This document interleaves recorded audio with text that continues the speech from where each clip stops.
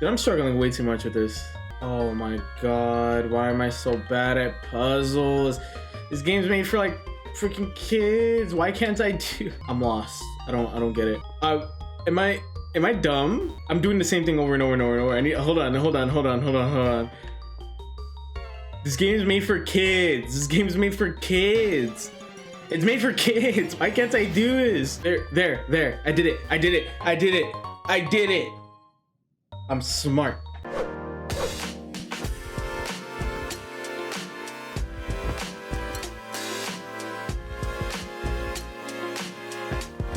How's it going, everyone? How are you doing? Welcome back to the channel. My name is Josh, aka the Lonely Hermit, and today we're getting to episode 21 of my Pokemon Legends Arceus Nuzlocke.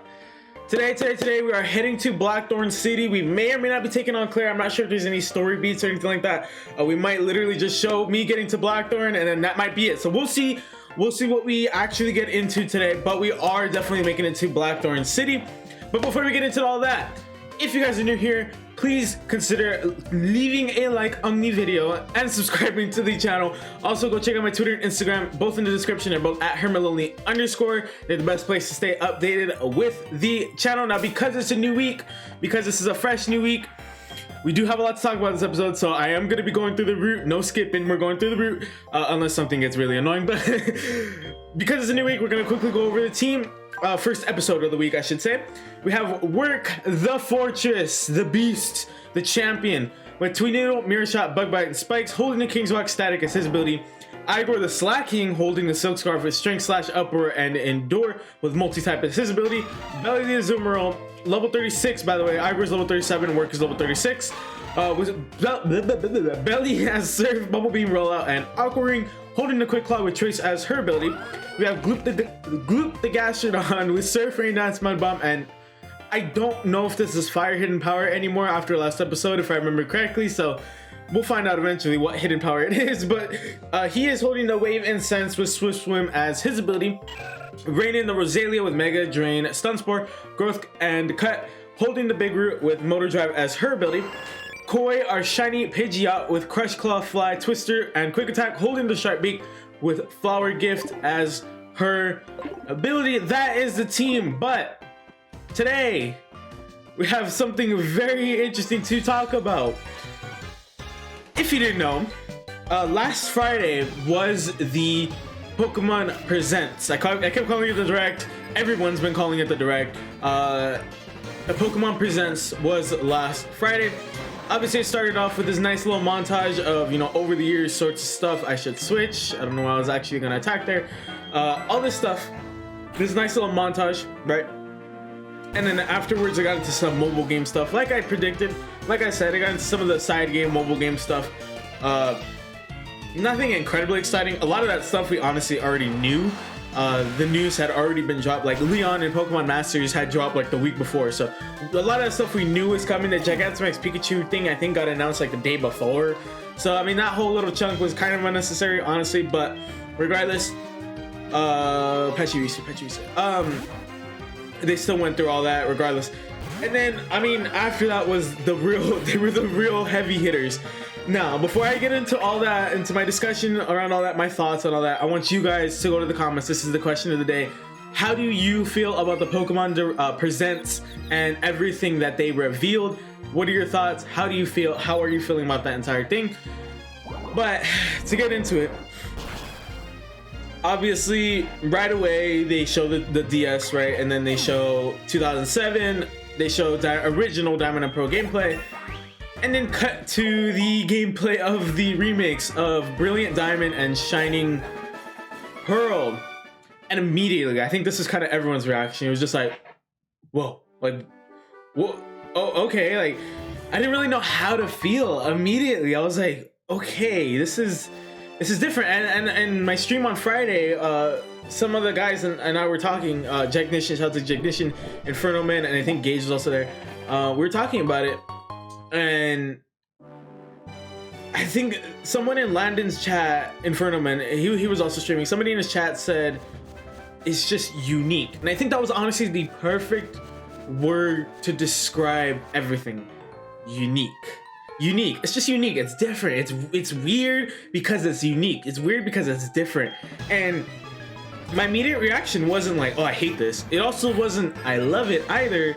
I was kind of on the fence. I was kind of in the middle. It was interesting to see. I didn't hate it, but also didn't particularly love it either. It's hard to put it into words. It's still hard to put it into words even after all this time has passed. I'm recording this on Sunday. This is coming out on Monday.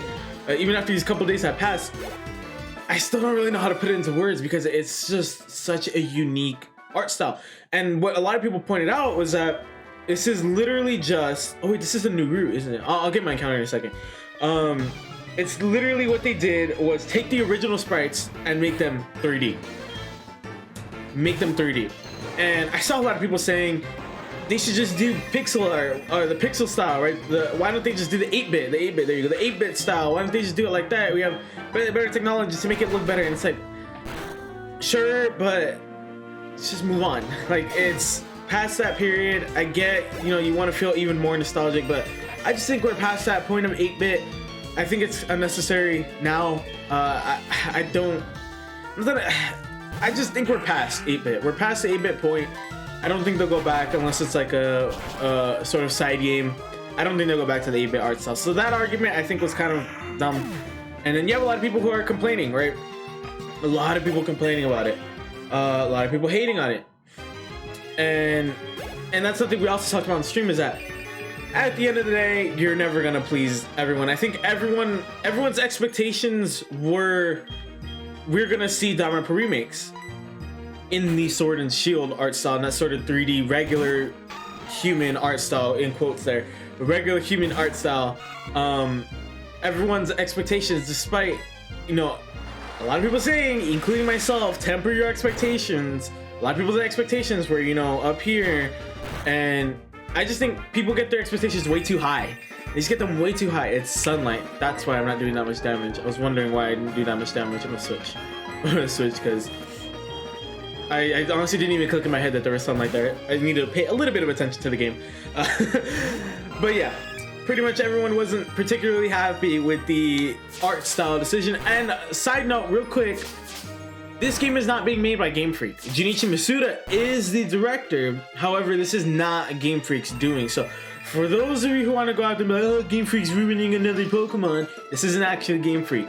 So for once, don't throw shade Game Freak's way. Pokemon Legends, which we'll get to in a second, is Game Freak. But this particular one, Brilliant Diamond and Shining Pearl, are not Game Freak. They are not Game Freak. So just wanted to throw that out there before you want to throw all the hate towards Game Freak's way. This is not Game Freak's game. Game Freak's game is Legends, not Brilliant Diamond and Shining Pearl, BDSP, which almost sounds like another thing, which is really funny that we also talk about on stream. But regardless, I'm cautiously excited. I'm cautiously optimistic about it. Game Freak never tends to go particularly wrong with remakes. I think Oras, their most recent remake, was the best remake that they've done. Fight me, I don't care. I'm playing a remake right now, and I still think Oras is the much better game. I need to move my mic real quick. I apologize for the sound. Fight me. I think Oras is the best remake that they've ever put out, but I'm still cautiously optimistic for this one. I'm interested. I'm very interested to go back to Sinnoh. I'm a little scared that it's just gonna be a carbon copy, which I actually didn't know an item was gonna be there. I was just chancing it. Let's get our encounter real quick. Let me. I'm cautiously optimistic. Let me finish out my thoughts for Diamond Pro. I'm cautiously optimistic, and I think you should be too. I think it's good to be excited. It's Pokemon at the end of the day. New Pokemon games at the end of the day. It's good to be excited, but don't get your hopes like extremely high up. At the end of the day, it is a remake. It is going to be a lot of the same. I heard it's going to be more or less, not necessarily a copy and paste, but a very similar game to Diamond and Pro. I mean, incredibly similar. I heard they weren't really taking too many chances with it. I heard they weren't really pushing it too far. And we were talking about also Giratina. That was another. Actually, let me get my encounter and then I'll go back to it. Let me get my, and then I'll go to that, and then that'll eventually lead us to Legends. So let's see what our encounter is going to be for this route. Corphish, not great. So whatever. Let's continue our discussion here because that's a whatever encounter, I guess. So I should have honestly checked the grass. I think the grass would have had something better. But regardless, Giratina was another thing we're talking about. Something along the lines of, because if you guys remember in the Omega Ruby Alpha Sapphire, the remakes, right? They had the Delta episode. Obviously those games were based off Ruby and Sapphire, but they still had elements of Emerald, and that was one of them, right? Contests also weren't in Ruby and Sapphire, they were in Emerald. But contests were in Omega Ruby and Alpha Sapphire, and then eventually, you know, the Battle Frontier Island, which was incredibly disappointing. But regardless, they also included the Delta episode, so you can catch Rayquaza, however you pronounce it. So we're talking about the idea of them doing a sort of Delta episode-ish thing for Giratina. Technician Julian also brought up, well, he said that he was a little on the fence about that because he'd rather it be part of the main game. I personally also kind of agree. I would like it to be part of the main game. There are certain elements that were in Platinum that people have spotted in the trailer, certain trainers and stuff. So, I mean, I'm sure they'll include Platinum elements. I just don't think it'll be super Platinum based. I would love to go to a 3D rendition of the Distortion world and for them to add a little bit more to it, because I mean, Platinum, it was really cool, you know, walking on walls and all that stuff, this whole different dimension, but it was still kind of bland, you know, there wasn't a ton to do there. So I don't know, I just put a D. What do I name it though? I put a D. I'm gonna name it Dawn the Corfish.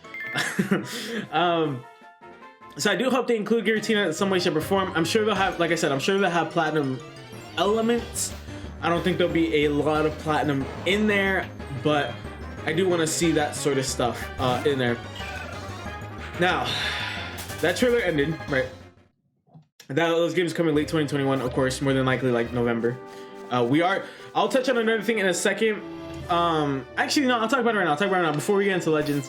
So, if you guys watched the earlier episodes, I did mention that should the Diamond and Pearl remakes get announced, I'm gonna be skipping Gen 4. I did say that. I said that in last series too. I've said it in both series I've done. However, thinking about it, we're gonna go through and play Gen 4 anyways, regardless. We're not gonna hit Gen 4 honestly until probably like April or so. But I am not gonna be skipping Gen 4 for the sake of Diamond and Pearl remakes. I was just thinking like there's no point. I'm gonna be playing Platinum. I'm just throwing it out there. I don't like Diamond and Pearl, so original Diamond and Pearl, so I'm gonna be playing Platinum. It's just a better version of the two. Obviously, I feel like that's a pretty easy decision to make, right? I'm gonna be playing Platinum, so when the time comes, we're gonna be playing Gen 4. We're not gonna skip it, and then when the time comes later in the year for Brilliant Diamond Shining Pearl,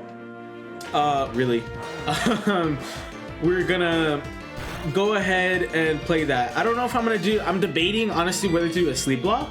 I think that'd be really interesting, or just a full playthrough of the game straight through, not necessarily a lock, just a full vanilla playthrough. I think I might do that honestly to make it a little more like a chill stream. I'm probably gonna stream it. Honestly, I don't know if I'm gonna do episodes. I don't know if I'm gonna stream. I don't know. I'm not sure. I'm not sure what I'm gonna do. Obviously, I have a lot of time to decide. It's not until late this year is when, you know, I have to make that decision. I'm debating whether to do episodes or to do streams. And if I do streams, whether to play it straight through. What I could do is do a straight playthrough of the stream on stream, and then do a Nuzlocke on camera. I'm actually gonna switch here into work. I don't know why I didn't just switch right away. Because it raised the special attack there. I don't really like that. But what I think I might do that actually. Maybe that'll be the working plan, is do a full vanilla playthrough on stream. I'll probably start early to like at 10 a.m. my time, just so I can make sure I get through and finish it. Do that, and then do a Nuzlocke playthrough on my channel as a video. I might get both just for the sake of content creation. I do kind of hope that they have a really cool shiny hunting method and they connect it to home. I think that'd be really fun. If not, I mean, I'm sure there'll be shinies in the game, right?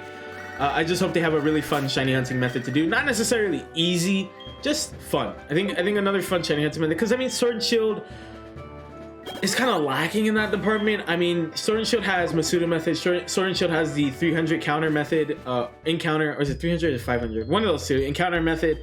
Ice Path, we do have an encounter here, by the way.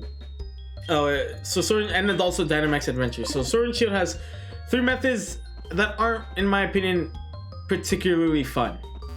I'm not gonna lie to you. Masuda method kind of gets old.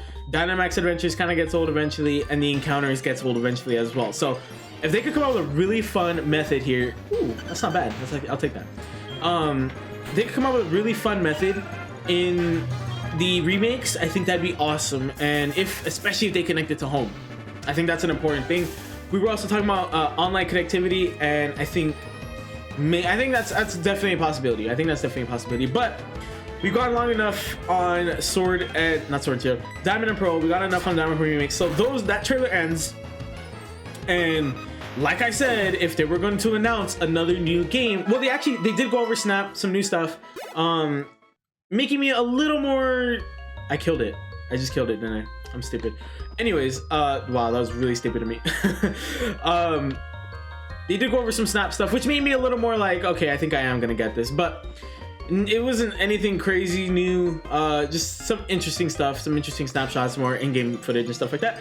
But then they went to Diamond Pro, and then Diamond Pro ended, and they went into a new game. And like I said last Friday, in our episode last Friday, if they were going to do a new game, it wasn't gonna be until next year. I feel like that wasn't a wild prediction. That was a pretty normal one in my opinion. I didn't think that was that outlandish, and sure enough, they did announce a new game that will be coming out, and it will be coming out early 2022 is the working date for there. Obviously, with COVID and everything, you guys should know to take these release dates with a grain of salt.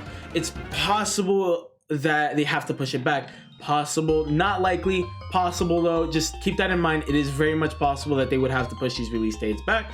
But like I said, Diamond and Pearl were late 2021. The new game that they announced is going to be early 2022. So let's go. Ooh, waterfall. Actually, I'll take that. Actually, let me see if we can learn that real quick. The new game, by the way, they announced is Pokemon Legends Arceus, an open world Pokemon game. Now, immediately, I want to address some of the criticisms. The first and foremost, the one that's been getting the most attention on Twitter and all that, is the Breath of the Wild comparisons. Now, I find it hilarious that so many people are comparing it to Breath of the Wild when, like, everyone that I know on Twitter, one of their biggest requests is an open world Pokemon game like Breath of the Wild, and now we're getting a Breath of the Wild-esque game, which, by the way, Breath of the Wild didn't invent the open world genre, right? But people are getting it, and now they're complaining, which I just don't understand. I just don't get it. Like, this really goes back to the thing I said earlier, where you just can't satisfy everyone. You just can't. You just can't. And, you know, they're finally getting the Breath of the Wild that they've been asking for, and they're still complaining, right? So it is what it is, though. But that's, like I said, Breath of the Wild didn't invent the sweeping shot over a cliff. Breath of the Wild was not the first game to do that. I can't name it off the top of my head, but I'm sure there are other games that have done that in their trailers before to show off their landscape, right? I'm sure Breath of the Wild is not the first game to do that. I get Breath of the Wild is probably the biggest, sure, but it's not the first. It's not the first, right? Oh, this guy gave us waterfall. Okay. So I think the criticisms are really dumb. I think it's just ridiculous what people are saying about the games. But Legends Arceus, open world, like I said, based in a feudal Sinnoh, an ancient sort of Sinnoh, where the main objective is to fill in the Pokédex. Now that brings the question, what exactly is the story going to be for this game? Is there even going to be a proper story? Not sure. We're not really sure all the details yet. Obviously, this game is not going to come out to probably this time next year. Maybe next month, this time next year, right? March or something like that, or even April. It's possible. So we'll see. Obviously, we're not going to get all the details quite yet, but I think it's got promise. It's got a lot of promise, and I think Game Freak really need to take their time with this one, because they have a lot of potential with this one. They have a lot of potential with this one. I don't want to mess this up. How do I do this? Do I go around here? Yeah. Okay. And then up here. Okay. This game has a lot of potential. Okay, this game has a lot of potential. So I don't want them to screw this up. I want them to take their time. I want them to take their time with this and really work on it. The criticism that I think people are giving is a little too early. Again, this game's not coming out till next year. So there's a lot of time for Game Freak to turn it around. A lot of time for Game Freak to, you know, add in a lot more details in the surrounding area. I messed it up. A lot of time for Game Freak to add the details in the surrounding areas and stuff like that. So hold your judgments. Wait until we get closer to the date, and then we can, you know, make criticisms then. And even then, play the game too. Play the game first before you really make decisions like that. You know what I mean? I feel like so many people will criticize the game without even playing it, and that's really frustrating. So wait to make your criticisms, okay? I know it's easy to say, you know, this game's gonna be trash, whatever, but wait until we get more details and then go ahead and make your decisions and do what you will with the information they give us. But open world game, very interesting concept, very good looking as well. Definitely a step above what we normally get, right? A step above for sure. I think it's a very good looking game. So something we were talking about when it came to the story, Landon Infernoman brought up a theory that Cyrus essentially won. I messed it up again. God damn it. Let me move these boulders, and then I'll get back to you guys in a second. Okay. Put the boulder down. Got all them down. Jesus. Took me forever. Took me too long. So like I was saying, Landon during our stream on Friday brought up a theory that Cyrus won, and this is the world, this is the sort of reset he wanted. How do I, dude, I'm struggling way too much with this. Oh my god, why am I so bad at puzzles? This game's made for like freaking kids. Why can't I do? Why am I so bad at this? I'm so bad at this. Okay, then we go. Where are we supposed to go? Here? I'm lost. I don't get it. Whatever. Let me talk about it while we're going here. So, oh my god, I'm like trying to figure this out.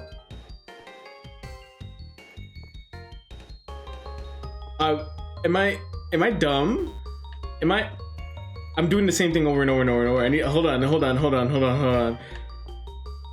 This game's made for kids. It's made for kids. Why can't I do this? I don't understand there. I did it. I'm smart. That took me way too long. But yeah, it's a world where Cyrus won, as the theory goes. The world where Cyrus won and reset everything, right? We could have had a Rampardos. Oof. Reset everything, and this is that world. We're living in that world. And then the theory I brought up was that, sort of piggybacking off of it, was, this is my own brain.